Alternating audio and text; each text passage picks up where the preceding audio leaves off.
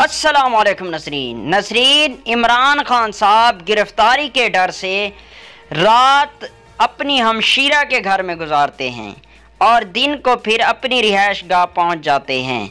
नजरीन, दूसरी बात, इमरान खान साहब पर अरब ममालिक ने भी कांटा लगा दिया। नजरीन, पहले बात करते हैं इमरान खान साहब अपनी हमशीरा के घर में रात क्यों गुजारते हैं।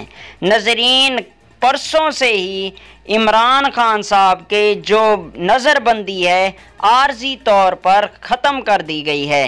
नजरीन, इमरान खान साहब को ईद गुजारने के लिए इमरान खान साहब की नज़रबंदी ख़त्म कर दी गई है और ये भी यकीन दिलाया गया है कि आपकी अहलिया भी यहाँ आपके पास रह सकती है। और उन्होंने पहले भी इमरान खान साहब को ये कहा था कि आप अपने मुलाजमीन और अपनी अहलिया अपने पास रख सकते हैं अपने घर में, लेकिन इमरान खान साहब की अहलिया ने गुलबर्ग में रहने के लिए इमरान खान साहब से ख्वाहिश जाहिर की और उसके बाद वो गुलबर्ग में रहने लगी। और अब इमरान खान साहब गिरफ्तारी के डर से रात को अपनी हमशीरा के घर में चले जाते हैं और वहाँ रात गुजारते हैं। नजरीन, इमरान खान साहब को कुछ ऐसे जो उनके ज़राए थे उन्होंने इमरान खान साहब को बताया है कि आपको किसी वक्त भी रात के टाइम गिरफ़्तार कर सकते हैं। और दूसरा, उनके ज़राए ने जो उनके ज़राए हैं वो वैसे भी इमरान खान साहब को प्रेशर में डालते हैं। इमरान खान साहब इंतहाई बुज़दिल शख्स निकले। इमरान खान साहब मीडिया पर बैठकर जब बातें करते हैं तो उनके जो बातें होती हैं दिलेराना होती हैं। एक जो कमांडो जंगजू होता है उस तरह इनकी जो बातें हैं वो अपने जो कारकुनान हैं, वोटर्स हैं, उनको इस तरह मजबूत करते हैं, इस तरह उनको दिलेर करवाते हैं कि वो इमरान खान साहब की इन बातों से चाहे बुज़दिल भी होते हैं बहादुर बन जाते हैं। लेकिन इमरान खान साहब उनको बहादुर करते हैं लेकिन खुद बहादुर नहीं हैं। नजरीन, इमरान खान साहब गिरफ्तारी के डर से अपनी हमशीरा के घर में रिहाइश रखते हैं रात को।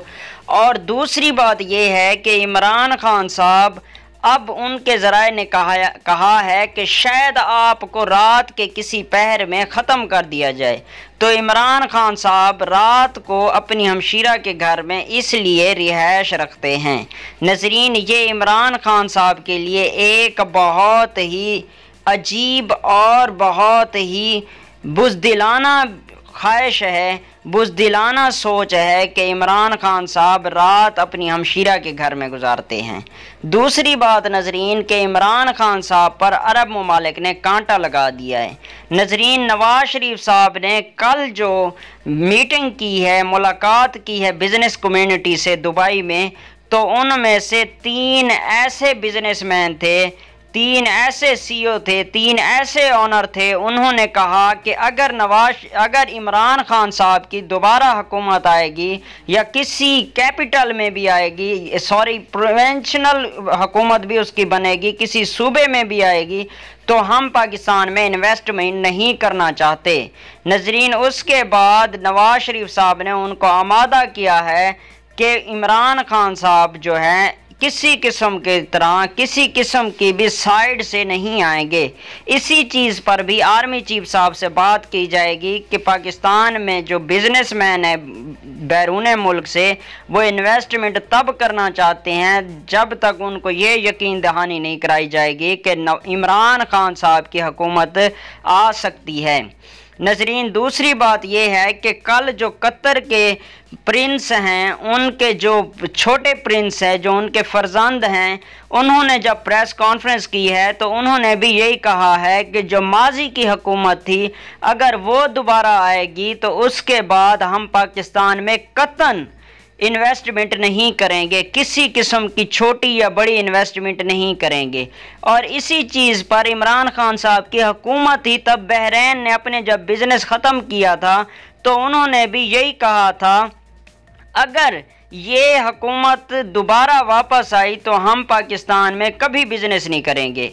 और सऊदी अरब ने भी इस चीज़ पर पाकिस्तान को, नवाज शरीफ साहब जब मिले थे सऊदी अरब में तो उन्होंने नवाज शरीफ साहब को भी यही कहा था कि अगर इमरान खान साहब की हुकूमत आएगी, इमरान की हुकूमत आएगी, तो हम पाकिस्तान में इन्वेस्टमेंट करने के बिल्कुल ही कायल नहीं हैं।